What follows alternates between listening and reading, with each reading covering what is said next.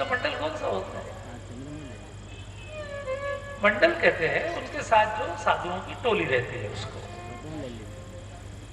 तो 4-5 साधुओं की टोली का जो प्रमुख होता है वो मंडलेश्वर होता है, और जो 2-4 टोलियों के प्रमुखों का भी प्रमुख होता है वो महामंडलेश्वर होता है।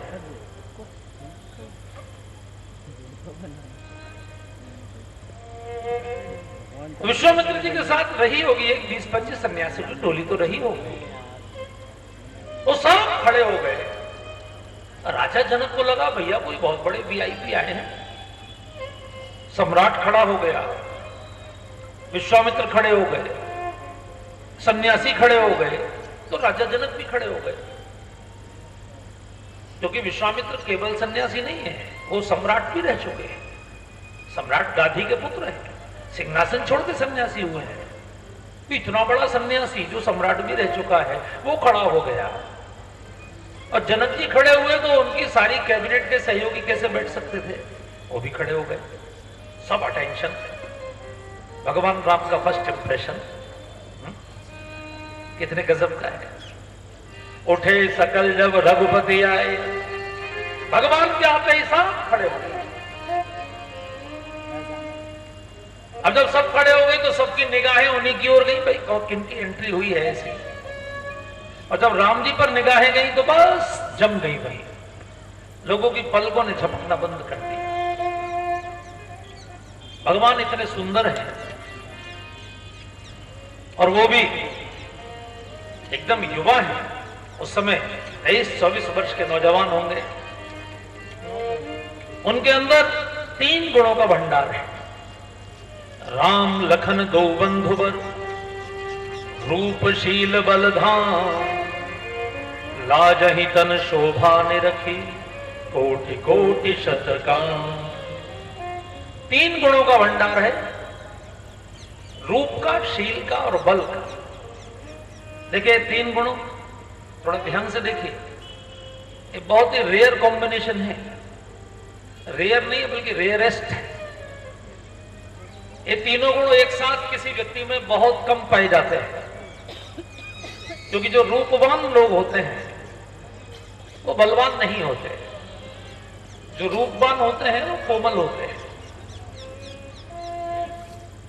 और जो बलवान होते हैं उनमें शील नहीं होता, वो अक्सर विनम्र नहीं होते, वो थोड़े से अकड़ के चलते हैं, उनकी चाल थोड़ी अलग होती है। वो लोगों से बात भी करते हैं तो थोड़ी सी बात में अकड़ होती है। लेकिन व्यक्ति रूपवान भी हो, शीलवान भी हो और बलवान भी हो, ये तीनों गुण किसी में अगर एक साथ हो तो उसमें समझ लीजिए कि साक्षात परमात्मा की कृपा ही उतरी है। भगवान में तीनों गुणों का भंडार है, और वो तीनों गुणों का बिल्कुल समुचित उपयोग करते हैं। वो रूप से अपनी ससुराल को जीतते हैं, पूरी ससुराल। आज देखिए राजा फर्स्ट बॉल पे क्लीन बोल्ड, जो राजा पूरी दुनिया में कभी किसी के रूप से प्रभावित नहीं होता था, महर्षि अष्टावक्र का जो शिष्य है, आपने सुना होगा कि उनकी सभा में एक बार अष्टावक्र आए थे। अष्टावक्र 8 जगह से टेढ़े थे। अष्टावक्र को देख के पूरी सभा हंसने लगी तो जनक जी भी हंसने लगे। अष्टावक्र ने कहा कि राजा, मैं तो तुझे बड़ा विद्वान समझता था, लेकिन तू तो चमड़े का व्यापारी निकला। तू ऊपर के शरीर को देखकर हंस रहा है, अंदर नहीं देखा। फिर अष्टावक्र ने जब प्रवचन किया तो राजा को पता लगा ये कितने बड़े विद्वान हैं। कहा महाराज मांगिए, मैं आपको क्या दे सकता हूं। अष्टावक्र ने कहा अगर मुझे देना चाहता है तो मुझे अपना मन दे दे। मन, गिव योर मन प्लीज। राजा ने कहा मन कहां है? बोले खोज, अपने अंदर खोज, तेरा मन कहां है? तुझे कहीं मिलेगा नहीं, ये मन कुछ होता नहीं है। इंद्रियों के साथ विषयों का जब संयोग होता है तो उससे उत्पन्न विचारों को ही मन बोलते हैं। इंद्रियों का विषयों के प्रति जितना चिंतन है उससे जो विचार उत्पन्न होते हैं, दैट इज कॉल्ड द मन।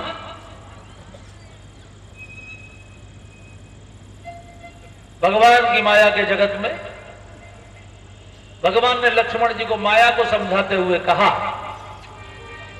मैं और मोर तोरते माया, मैं और मोर, मैं और मेरा तू और तेरा जही बस की ने जीवन काया, यही बस की ने जीवन काया। गो गोचर यह लगी मन जाई, गो गोचर यह लगी मन जाई, सो सब माया जाने हो भाई, सो सब माया जाने हो भाई। गो गोचर यह लगी मन जाई, गो गोचर यह लगी मन जाई। मैं और मेरा, तू और तेरा, दुनिया में यही तो माया है। सबको देख लीजिए, बंदरों को देखिए, एक मोहल्ले का बंदर दूसरे मोहल्ले में पहुंच जाए तो बंदर उसका क्या हाल करते हैं। मधुमक्खियों में देखिए, मच्छरों में देखिए, एक वायरस से लेकर एक हाथी, एक भेल तक, दुनिया में जितने भी जीव जंतु हैं उनमें यही है, मैं और मेरा, तू और तेरा।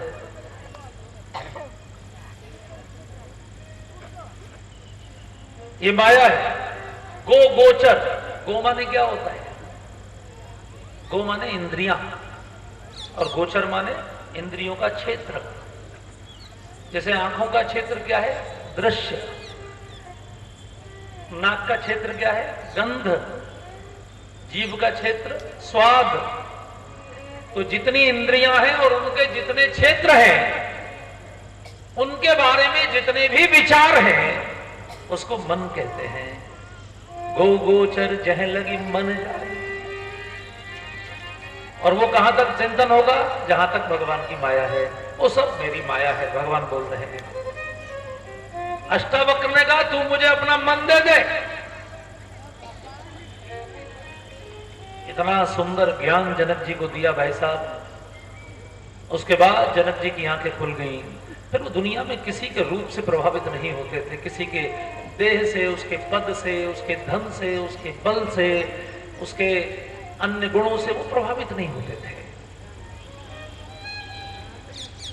वो परम ज्ञानी हो गए, उनको विदेह कहा जाने लगा। लेकिन आज भगवान के रूप को देखकर जनक जी, उनकी पलकों ने झपकना बंद कर दिया। एकटक भगवान को निहार रहे हैं। आज भगवान कितने सुंदर लग रहे हैं। भगवान की सुंदरता का वर्णन हमारे वल्लभाचार्य जी महाराज ने किया है, बड़ा सुंदर। और वो जो वर्णन उन्होंने किया है उसको मधुराष्टकम बोलते हैं। आज चूंकि शरद पूर्णिमा है, आज सभी मंदिरों में ठाकुर जी सज रहे हैं मधुराष्टकम के रूप में। वृंदावन में हमारे जितने भी ठाकुर जी हैं वो सब आज बिल्कुल सफेद पोशाक में अपने भक्तों को दर्शन दे रहे हैं। उनका रूप कितना मधुर है कि गुजरात वालों को मधुराष्टकम गा गा के ही डायबिटीज हो गई है। यानी उनका रूप कितना मीठा होगा, आप कल्पना करिए कि मधुराष्टकम गाते गाते ही लोगों को डायबिटीज हो गई। भगवान बहुत मीठे हैं। जनक जी इस समय उनके रूप का रसपान कर रहे हैं। तो रूप से वो ससुराल को जीतते हैं। शुरुआत हुई है राजा जनक से, समापन होगा परशुराम जी पर। वो भी उनके रूप से मोहित होंगे। जनकपुर के समस्त नर नारियों को अपने रूप से जीतेंगे। राक्षसों को बल से जीतते हैं और शेष लोगों को अपने शील से जीतते हैं। सारे संतों को, सारे ऋषियों को, सारी अयोध्या को। तो रूप, शील और बल के भंडार हैं। एक बार भगवान के रूप का ध्यान करिए, चाहे राम चाहे कृष्ण, जो भी आपको रूप भाता हो, और गाइए मेरे साथ इन 2-4 श्लोकों को। बहुत प्यारे श्लोक है। आपको केवल 2 शब्द ध्यान करने हैं। क्योंकि एक लाइन में हम 4 शब्द बोलेंगे, उसमें 2 शब्द तो मधुरम ही होंगे, बाकी 2 शब्द आपको ध्यान करके गाने हैं। आपको आनंद आएगा। क्योंकि आज शरद पूर्णिमा है, आपको उसका बहुत पुण्य भी प्राप्त होगा। अधरम मधुरम वदनं मधुरं अधरं मधुरं वदनं मधुरं नयनं मधुरं हसितं मधुरं नयनं मधुरं हसितं मधुरं हृदयं मधुरं गमनं मधुरं हृदयं मधुरं गमनं मधुरं मधुराधिपते रखिलं मधुरं मधुराधिपतेरखिलं मधुरम्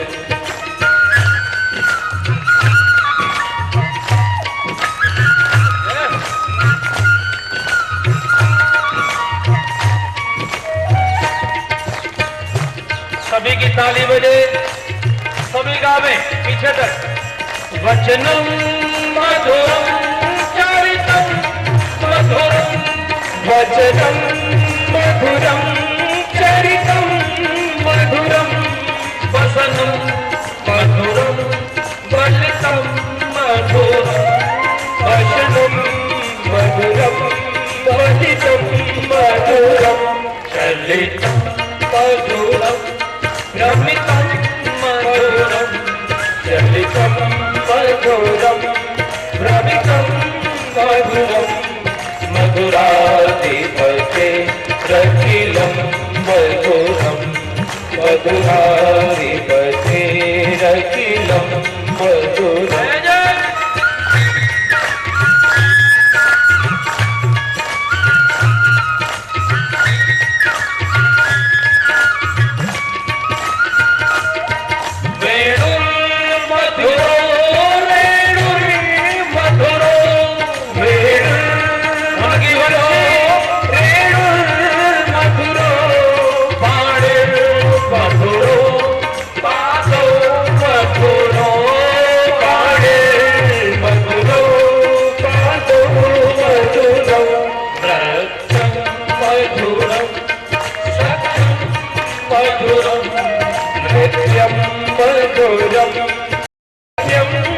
मधुरं मधुराधिपते रखिलं मधुरं मधुराधिपते रखिलं मधुरम्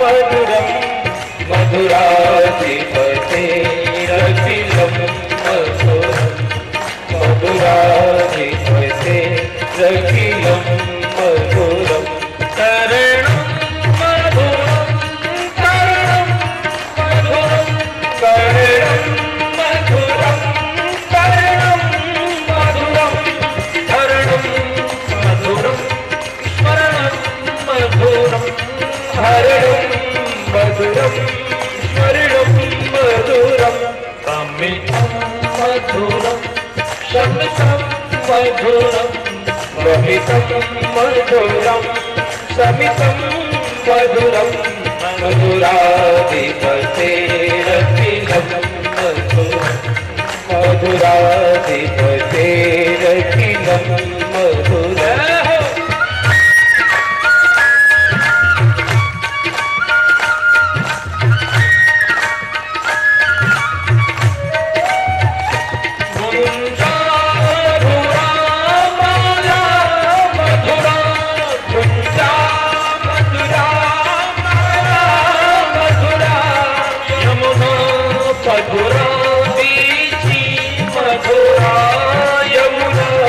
मधुरा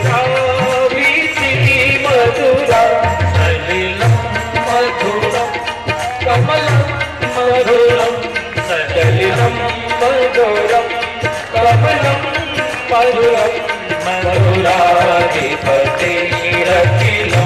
मधुरम मधुराधिपतेरखिलम मधुरम गोपी मधुरा लीला मधुरा गोपी मधुरा लीला मधुरा युक्तम मधुरम युक्तम मधुरम युक्तम मधुरम युक्तम मधुरम श्रेष्ठम मधुरम शिष्टम मधुरम शिष्टम मधुरम शिष्टम मधुरम मधुराधिपतेरखिलम मधुरम मधुराधिपतेरखिलम मधुरम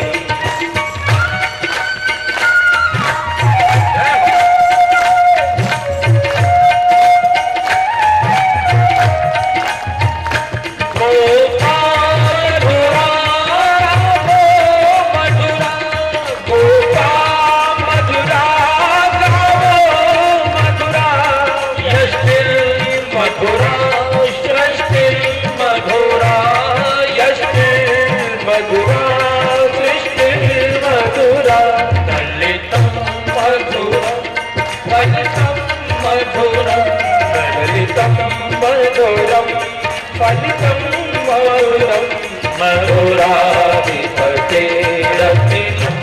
मधुरम मधुराधिपतेरखिलम मधुरम मधुराधिपतेरखिलम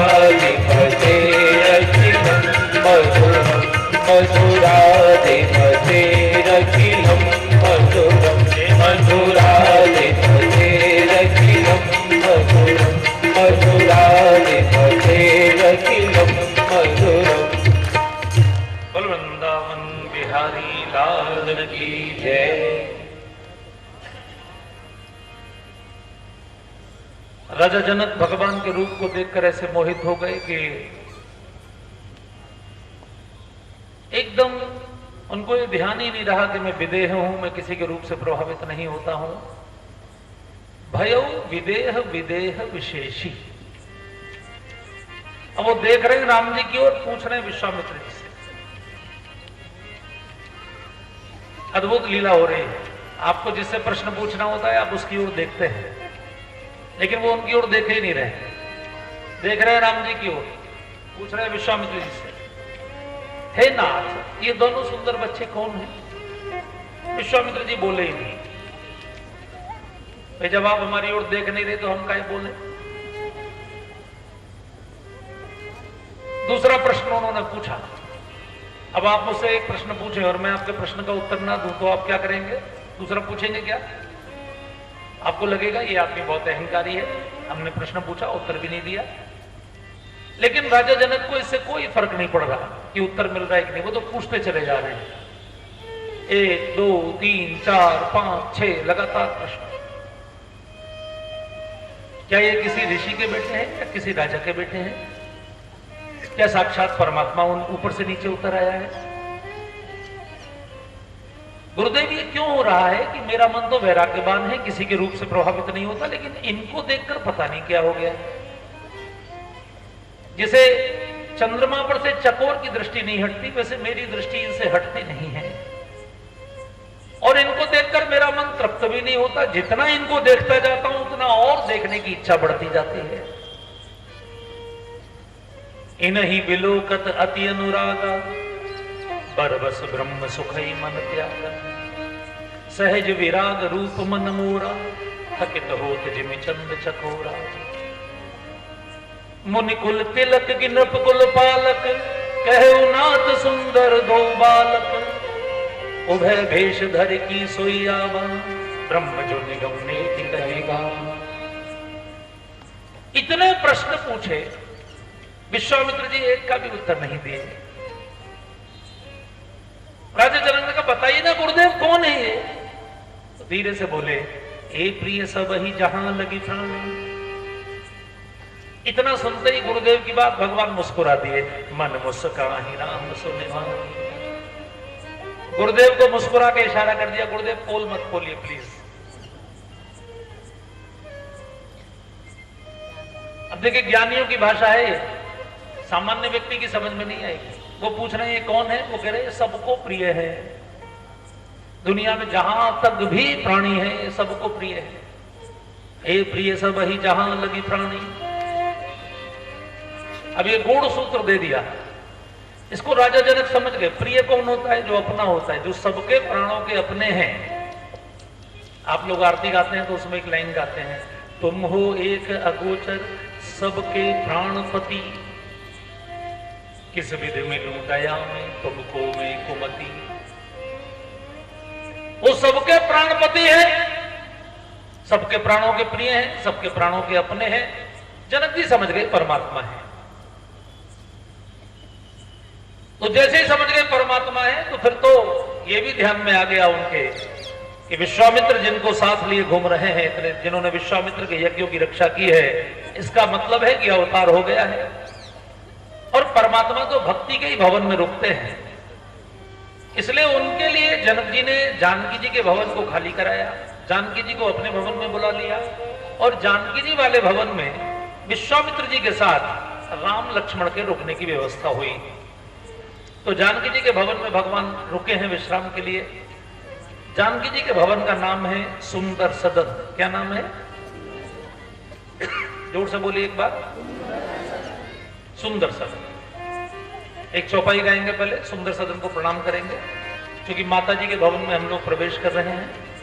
हम सबकी माता जी हैं, वो शरीर की मां हमारी कोई भी हो, लेकिन हम सबकी आत्मा की माता जी है, माता जानकी है। सुंदर सदन सुखद सब काला, सुंदर सदन सुखद सब काला, तहां बास है दीन भुआला, तहां वास है दीन भुआला। मंगल भवन अमंगल हारी, मंगल भवन अमंगल हारी, प्रभु सुदशरथ अजिर बिहारी, प्रभु सुदशरथ अजिर बिहारी। सुंदर सदन सुखद सब काला, सुंदर सदन सुखद सब काला, सुंदर सदन सुखद सब काला। मैया जहां रहेंगी वहां सुंदर शब्द जरूर प्रयोग किया जाएगा। वो मायके में है तो उनके घर का नाम सुंदर सदन है, वो ससुराल में है तो वो पूरी ससुराल को सुंदर बना देती हैं। उनके शादी के बाद अयोध्या कांड का जो प्रथम दोहा लिखा गया, उसमें चौपाई लिखी गई, शुचि अमोल सुंदर सब भांति।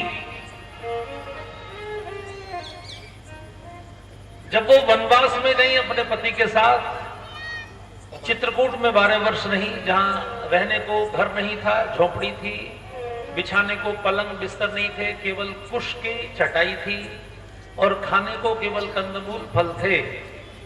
ना कोई गहना था, ना कोई बहुत अच्छे वस्त्र थे, तो भी बैठे फटिक शिला पर सुंदर। वो जीवन भी उनका बहुत दिव्य था। और जब वो पंचवटी में गई तो पूरी पंचवटी उनके प्रवास से इतनी सुंदर हो गई, जो ऋषियों के श्राप से सूखी हुई पंचवटी थी, वो जानकी जी के रहने से इतनी हरी भरी और सुंदर हो गई कि वहां भौरे गुंजाने लगे, तितलियां उड़ने लगी और सुपर्णखा जी वहां पिकनिक मनाने आती। हालांकि उनकी पिकनिक अच्छी नहीं हुई, लेकिन मां जहां रहेंगी वहां सुंदर। और जब रावण उनका हरण करके ले गया तो आपने देखा कि गोस्वामी जी ने पूरे कांड का नाम ही सुंदर कांड कर दिया। किसी ने गोस्वामी से पूछा कि मां कितनी सुंदर है गोस्वामी जी? गोस्वामी जी ने कहा उनकी सुंदरता का कोई उपमा नहीं दी जा सकती है। बोले फिर भी बताइए ना। गोस्वामी जी ने कहा बस इस बात से समझ लीजिए कि दुनिया में जो भी सुंदर दिखाई पड़ता है, उसको सुंदरता प्रदान करने वाली वो मेरी मां जानकी है। दुनिया भी सुंदर है, वो उन्हीं के प्रताप से। सुंदरता कहो सुंदर करही, सुंदरता कहूँ सुंदर करही, छवि गए दीप शिखा जल बरही, छवि गए दीप शिखा जल बरही, जनक सुता जग जननी जानकी, जनक सुता जननी जानकी, अतिशय प्रिय करुणा निधान की, अतिशय प्रिय करुणा निधान की, सुंदर सदन सुखद सब काला, सुंदर सदन सुखद सब काला। जिसके मन में परमात्मा की भक्ति है उसका मन सुंदर सदन रहेगा, और वो एक काल में नहीं, अनुकूल काल में नहीं, बल्कि प्रतिकूल काल में भी सुंदर रहेगा। सुखद सब काला, इन शब्दों पर जरा ध्यान देने की आवश्यकता है, क्योंकि काल कभी एक जैसा नहीं होता। एक काल वो होता है जब आप बिल्कुल फ्री होते हैं, माता पिता कमा रहे होते हैं, बच्चे को कोई चिंता नहीं होती। लेकिन एक काल ऐसा आता है जब पूरी गृहस्थी का भार अपने ही ऊपर आ जाता है, तमाम प्रकार की चिंताएं होती हैं, आपकी आज्ञा के बिना पत्ता भी नहीं हिलता, क्योंकि बुजुर्ग हो चुके होते हैं और छोटे बच्चे अभी समर्थ नहीं होते, तो आप ही मुख्तार होते हैं। लेकिन एक काल ऐसा भी आता है जब आप चारपाई पर पड़े खांस रहे होते हैं और आपका नाती भी, आपका पौत्र भी आपको एक गिलास पानी देने में 10 नखरे दिखाता है। काल कभी एक जैसा नहीं होता, काल हमेशा चेंज होता है, कभी जाड़ा, कभी गर्मी, कभी बरसात, कभी अमीरी, कभी गरीबी, कभी अपमान, कभी सम्मान, कभी जय जयकार, कभी हाहाकार, होता है इसलिए सबका होता है। काल कभी किसी का एक जैसा नहीं रहा, लेकिन जो हर काल में सुख है, सुखी है, वो सुंदर सदन है। हर काल में विपरीत परिस्थितियों में भी, और ये होता है मन से, मन के हारे हार है और मन के जीते जीत है।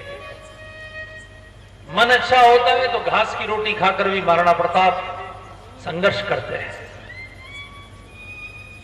विपरीत परिस्थितियों में। हमारे देश में ऐसे बहुत उदाहरण हैं जब बहुत विपरीत परिस्थितियों में लोग प्रसन्न रहे। और एक आम आदमी को भी आप देखते हैं, आपके पड़ोस में, आपकी रिश्तेदारियों में, आपके आसपास, आपके घर में बहुत भक्त आपको ऐसे मिल जाएंगे जो विपरीत परिस्थितियों में भी कहेंगे, जाहि विधि राखे राम ताहि विधि रही। भक्ति का जिसका मन है, भक्ति का मन माने जिसको भगवान पर भरोसा है।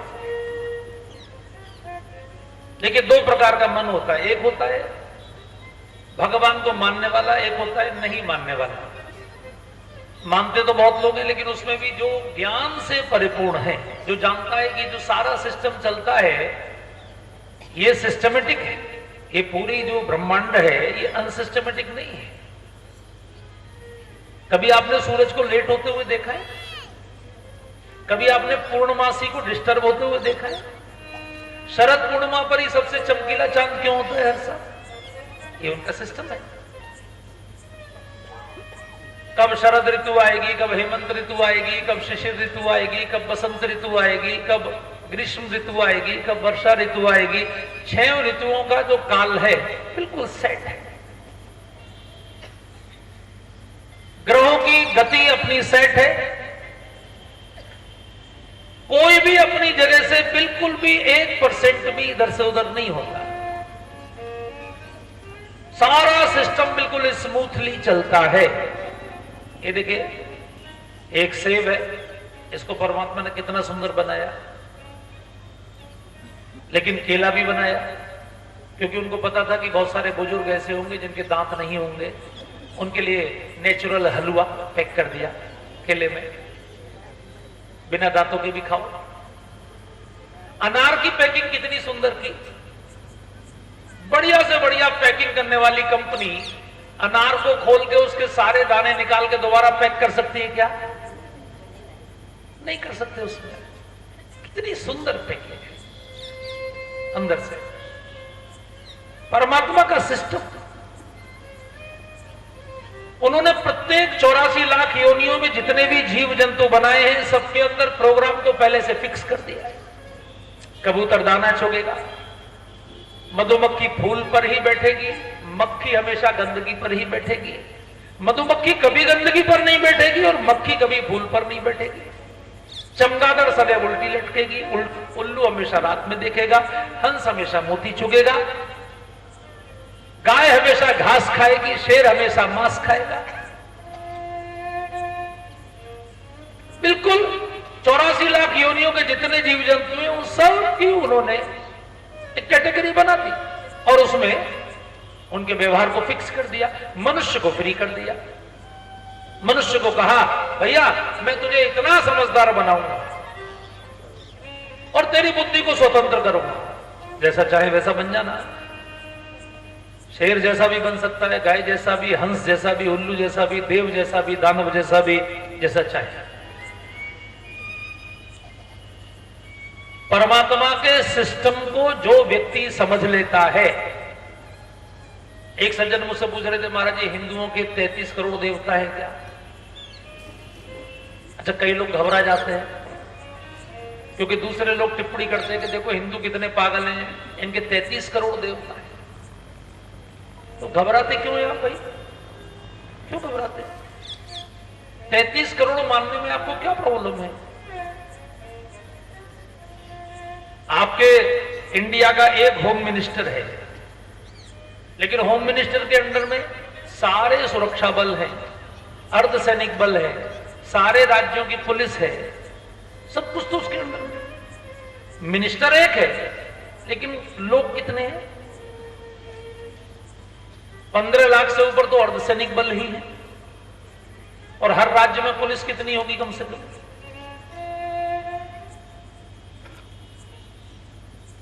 तो परमात्मा के भी जो कैबिनेट मंत्री है वो इंद्र है, यम है, अग्नि है, पवन है, वरुण है, सब है।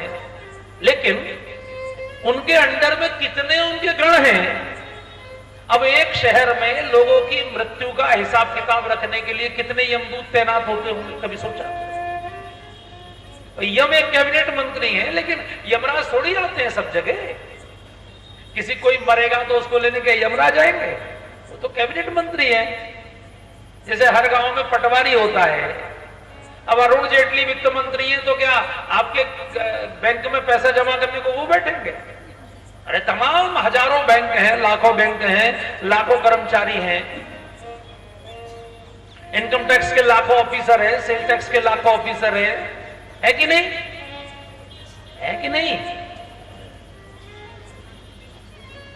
अब कोई शिक्षा मंत्री है, मान लीजिए स्मृति ईरानी शिक्षा मंत्री थी, तो वो आपके स्कूल में पढ़ाने आएंगे? तमाम यूनिवर्सिटी है, तमाम बीसी है, पढ़ाने वाले तमाम प्रोफेसर हैं, शिक्षक हैं।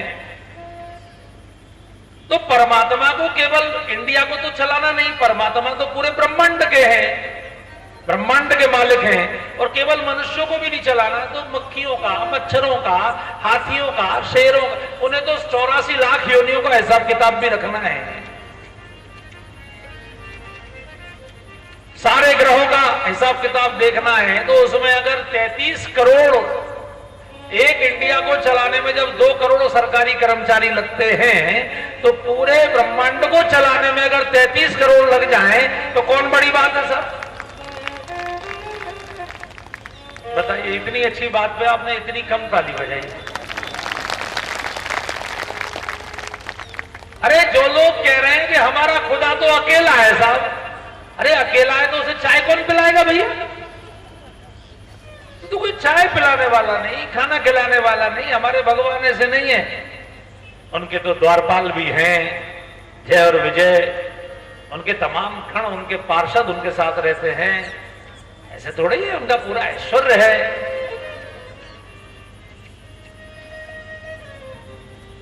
कुछ लोग कहते हैं एक ही को मानो, अरे एक ही को मानो वो ठीक है, लेकिन भैया सब देवताओं को भी प्रणाम करो। अब घर में मान लीजिए कोई बहू कहे मैं तो अपने केवल पति को मानूंगी, तो ऐसा थोड़ा ही, उसके सास भी है, ससुर भी है, देवर भी है, ननद भी है, भतीजे भी है, सब भांजे भी है, सब हैं, सभी को माना जाता है।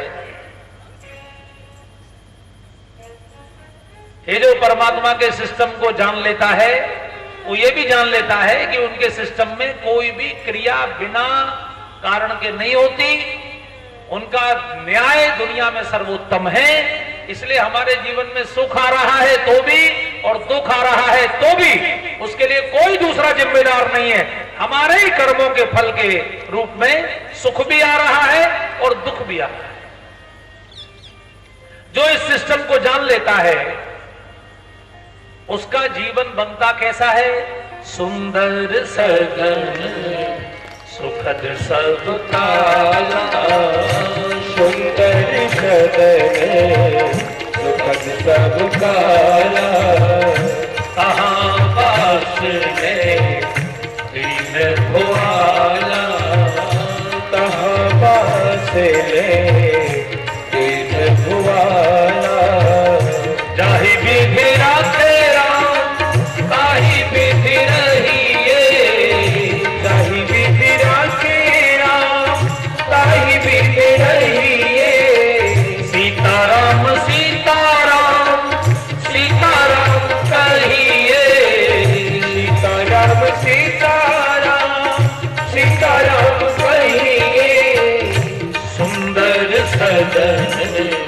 सुखद सब काला, सुंदर सदन सुखद सब काला। मेरा निवेदन है कि आज की कथा में, आज 5वां दिन है, अब तक आपको कोई भी चीज याद ना रही हो तो उसकी चिंता मत करिएगा।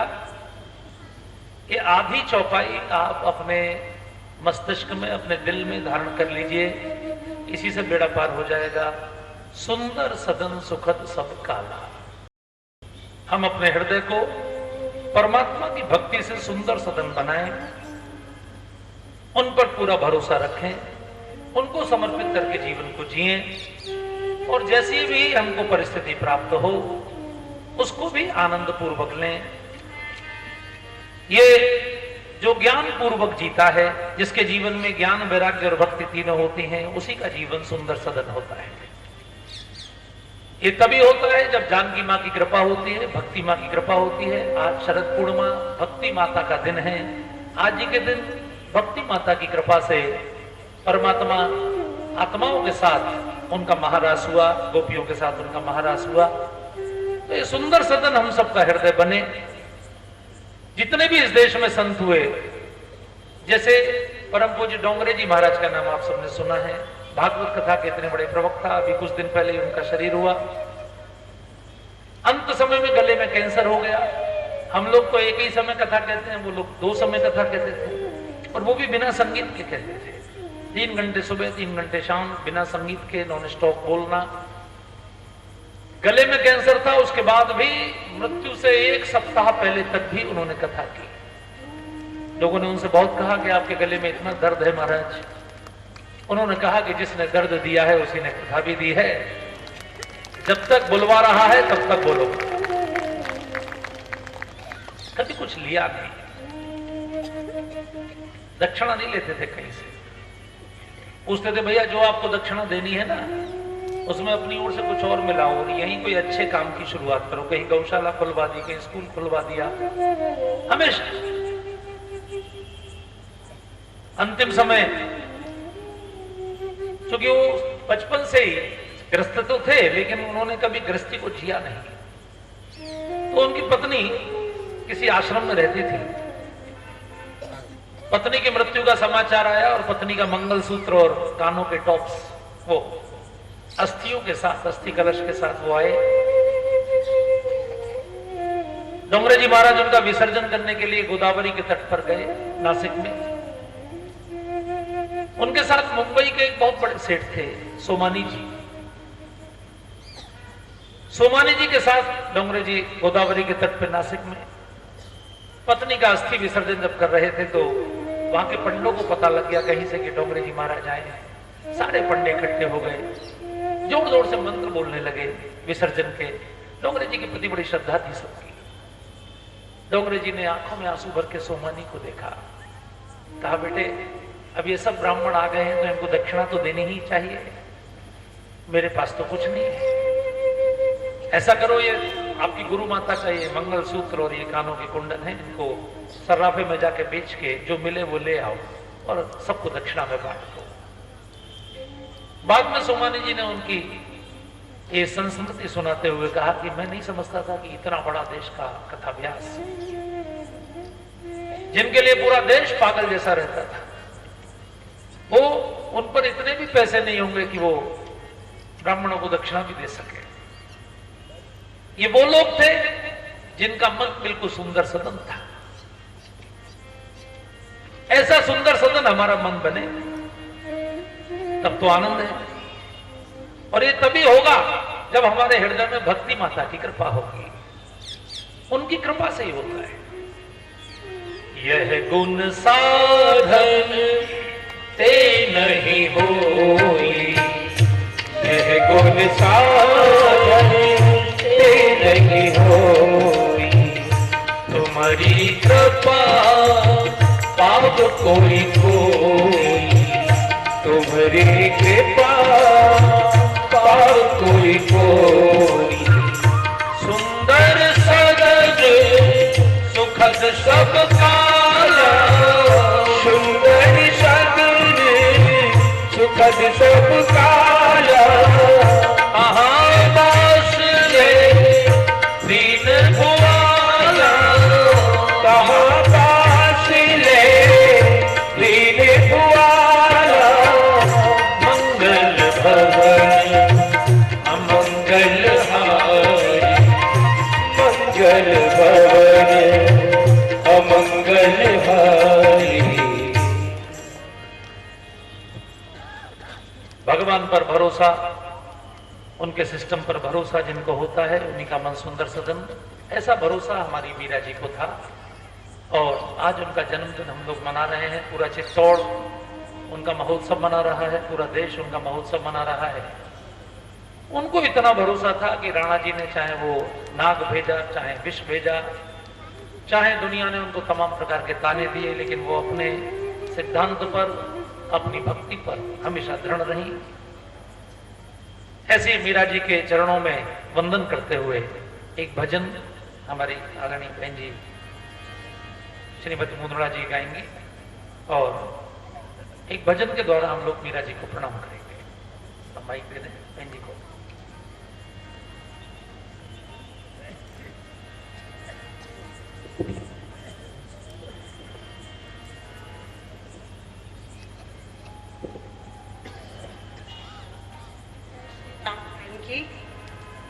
प्रणाम करती हूँ आज राम जानकी को, पूज्य महाराज श्री के चरणों में सादर प्रणाम करती हूँ।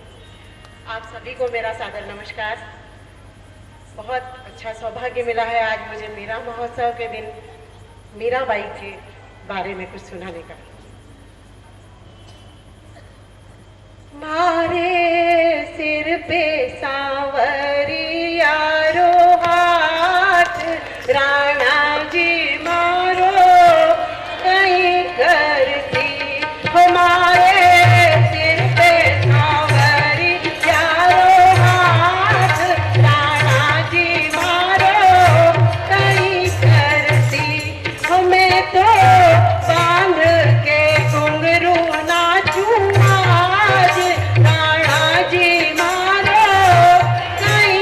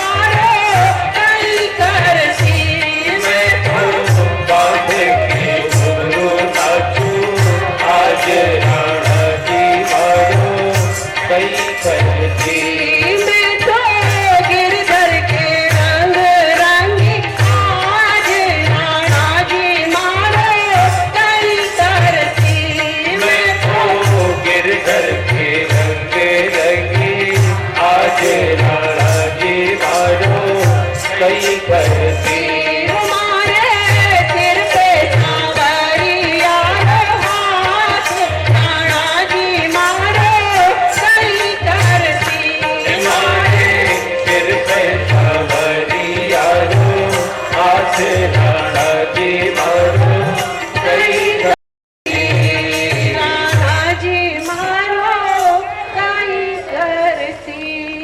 सांवरिया का हाथ हमारे सबके सर पे जोरदार है, तालियां तो सबकी। हमारा कोई कुछ नहीं कर सकता है। प्रणाम। ये वाले भाई साहब तो रामदेव जी से भी ज्यादा है स्टेज पे। बहुत सुंदर आप करते हैं।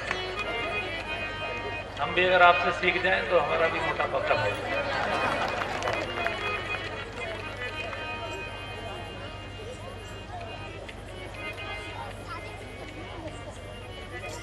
इसी भरोसे के बल पे माता जानकी 1 साल रावण की कैद में बिल्कुल निश्चंक।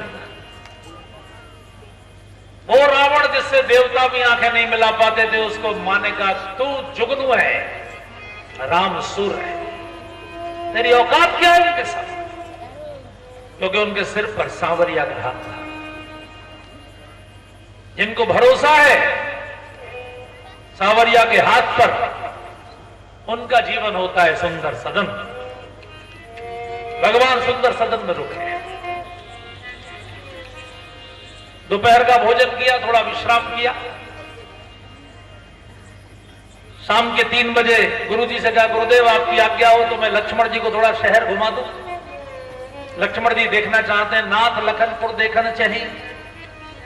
गुरुजी ने कहा, बेटे लखन देखना नहीं चाहते, पूरा शहर आपको देखना चाहता है। क्योंकि पूरे शहर में यह खबर आपकी तरह फैल चुकी है कि इतने सुंदर 2 कुमार आए हैं, जिनको देखकर राजा जनक दीवाने हो गए। इतना ज्ञानी राजा जिनको देखकर दीवाना हो गया, उनको पूरे शहर की जनता देखना चाहती है। इसलिए राम करो सफल सबके नयन, सुंदर बदन दिखाए। गुरुजी ने आज्ञा दी। दोनों भाई आ गए। जनकपुर में जाम लग गया, इतनी भारी भीड़ हो गई। अरे जरा सोचिए, जिनकी कथा सुनने को लोग इतने लाखों वर्ष बाद भी इतनी संख्या में आते हैं। एक छोटे से नेता का भी रोड शो होता है, वो होता है तो कितनी भारी भीड़ सड़क पे हो जाती है। तो जब साक्षात परमात्मा उतरे होंगे सड़क पर, क्या आनंद रहा होगा। पूरी सड़कें जाम हो गई। देखन नगर भूप सुताए, समाचार पुरवासिन पाए, तो धाए धाम काम सब त्यागी। सब अपने काम और धाम छोड़ के दौड़े। आप लोग भी यहाँ कथा सुनने आए हैं तो 2 चीज छोड़ के आए, अपना घर भी छोड़ के आए, अपने काम भी छोड़ के आए। आप में से कोई खाली नहीं है, लेकिन फिर भी आप छोड़ कर आए। क्यों? क्योंकि आपको कथा सुननी है। अगर कोई सोचे कि मैं तभी जाऊंगा कथा सुनने जब मेरे सारे काम निपट जाएंगे, तो वो कभी जिंदगी में नहीं सुन पाएगा। क्योंकि जिंदगी निपट जाएगी, काम नहीं निपटे। कामों में तो एडजस्टमेंट करना पड़ेगा। जैसे आज शरद पूर्णिमा की खीर बनानी है, तो कोई कथा से पहले बनाएगा, कोई कथा के बाद बनाएगा। भारी भीड़, लेकिन भगवान बिल्कुल धैर्य से सबको दर्शन दिए, सबके नेत्रों को तृप्त किए। लक्ष्मण जी ने कहा, भैया इतनी भीड़ हम तो झेल नहीं पा रहे, कहीं ऐसी जगह चलिए जहां भीड़ ना हो। तो भगवान ने गली में प्रवेश किया। जब गली में प्रवेश किया तो जितनी सास थी, ननद थी, ससुर थे, जितने भी और रिश्ते थे, वो तो सब मार्केट में आ गए थे। बहू बेचारी घर पर थी। अब बहू बिना सास ससुर की आज्ञा के कैसे जाएं, तो वो घर पर थी। तो वो सब अपने झरोखों में खड़ी हो गई, सब अपनी बालकनीज में ऊपर खड़ी हो गई। जुगती भवन झरोखन लागी, क्योंकि वहां की बहुएं भी तो भगवान की भक्त हैं, बड़ी ज्ञानी हैं। अब भगवान नीचे जा रहे हैं, ये ऊपर खड़ी है, ये भी दर्शन करना चाहती है। लेकिन समस्या ये है कि भगवान रघुवंशी हैं, पराई नारी की ओर देखते नहीं, तो वो नीचे देख के चलते हैं। जब तक वो ऊपर ना देखें तब तक दर्शन कैसे हो। ये नीचे आ नहीं सकती, बिना सास की आज्ञा के घर से बाहर कैसे आए। तो ये थोड़ी प्रॉब्लम वहां फंसी हुई है, और वो दर्शन करना चाहती हैं। हाँ, अगर इनकी जगह हमारे कन्हैया होते तो देयर इज नो प्रॉब्लम। वो तो नैन मटक्का भी कर जाते और इशारा भी कर जाते कि शाम को पधारिए, महारास होने वाला है आज शरद पूर्णिमा की रात में। लेकिन भगवान राम तो नीचे देख के चलते हैं। एक सखी ने दूसरी सखी से कहा कि देखो ये ऐसे नहीं देखेंगे, अगर इनको ये भरोसा हो जाए कि हम इनकी रिश्तेदार हैं, हम इनकी बुआ लगती हैं, हम इनकी दीदी लगती हैं, तो ये हमको देख लेंगे। बोले ये भरोसा कैसे होगा? उस सखी ने कहा कि देखो अयोध्या की दूरी यहां से 500 किलोमीटर दूर है जनकपुर से। अगर इनको ये भरोसा हो जाए कि हम इनकी बुआ हैं, हमारा मायका अयोध्या, हमारे ससुराल जनकपुर, और वो तब होगा जब हम इनके पिताजी का नाम लेके पुकारें। भाई आप बंबई जाएं, बंबई में कोई आपके कंधे पे हाथ रखे और कहे भाई साहब आप चित्तौड़ से आए हैं, आप उनके बेटे हैं क्या, तो आपको लगेगा ये तो कोई अपने हैं, पिताजी को जानते हैं। तो उस सखी ने पिताजी का नाम लिया। बड़ी सुंदर चौपाई गाई है सखियों ने, और भगवान ने उनकी ओर देखा है। आप भी गाएंगे तो हो सकता है भगवान की कृपा दृष्टि आपके ऊपर भी पड़ जाए, इसलिए अपने मुख से गाइए। ए दो दशरथ के घोटा, ए दो दशरथ के घोटा, बाल मरालिनी के कल छोटा, बाल मरालिनी के कल छोटा, मुनि कौशिक मख के रखवारे, मुनि कौशिक मख के रखवारे, जिन रन अजीर निशाचर मारे, जिन रन अजीर निशाचर मारे। जैसे ही दशरथ जी का नाम लिया, लक्ष्मण जी चले भैया वो बुआ जी। भगवान ने कहा अभी ऊपर मत देखना लक्ष्मण, आप बहुत भोले हो, हमारे पिताजी को पूरी दुनिया जानती है, वो चक्रवर्ती सम्राट हैं, सीधे चलो। दूसरी सखी ने कहा ये नहीं देख रहे, पीछे वाला तो सीधा है, आगे वाला थोड़ा टेढ़ा है, फिर कैसे मानेंगे? बोले गुरु का नाम दो। तो उसने कहा मुनि कौशिक मख के रखवारे, विश्वामित्र इनके गुरु हैं, ये उनके यज्ञों की रक्षा करके आए हैं। लक्ष्मण जी ने कहा भैया गुरु जी को भी जानती हैं। भगवान ने कहा जब हमने गुरु जी के यज्ञ की रक्षा की थी ना लक्ष्मण, जब ताड़का मारीच सुबाहु सबको मारा था, तो टेलीविजन चैनलों ने 1 महीने तक ब्रेकिंग न्यूज दिखाई थी, और सारे अखबार हमारी खबरों से रंगे हुए थे। इसलिए चिंता मत करो, सीधे चलो।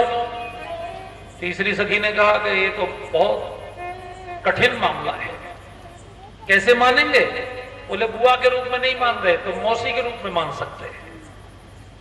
मौसी के रूप में बोले हैं, इनकी माता कौशल्या हैं, उनका नाम अगर हम लें तो इनको ये भरोसा हो जाएगा कि हो सकता है मौसी हो।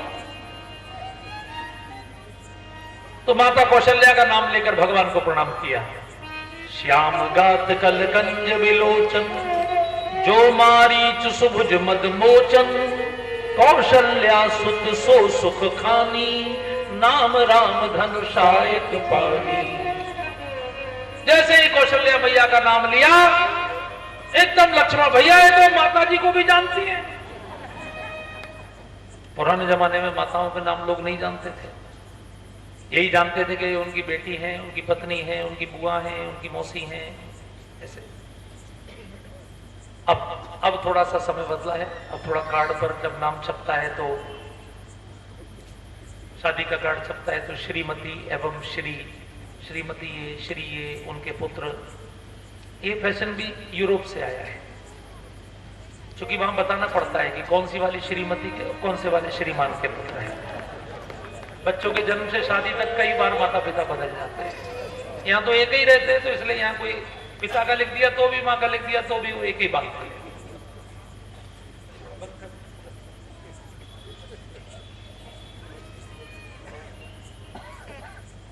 भगवान ने कहा मेरी मां चक्रवर्ती पटरानी है, सारा संसार जानता है, लक्ष्मण जी सीधे चलो।